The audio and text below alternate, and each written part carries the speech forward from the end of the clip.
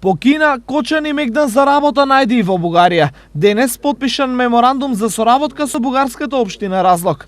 Со овој меморандум ги дефинираме начините на соработка кои што ќе бидат во сите можни полини.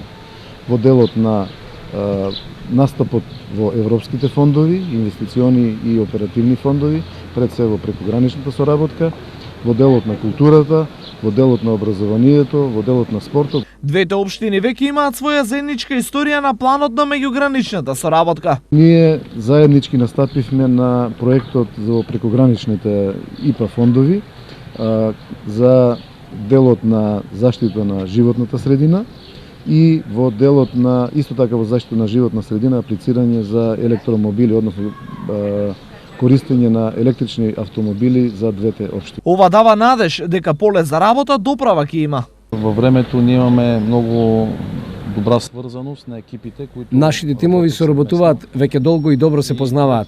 Се надеваме дека аплицираните проекти ќе ги добиеме, а веќе размислуваме и договараме изработка на нови возможности за кандидатствање и по новите схеми които се отварят. Идентичен меморандум за соработка општина Кочани потпише и со кинеската општина Вуши, кој е особено насочен кон стопанството и земјоделието.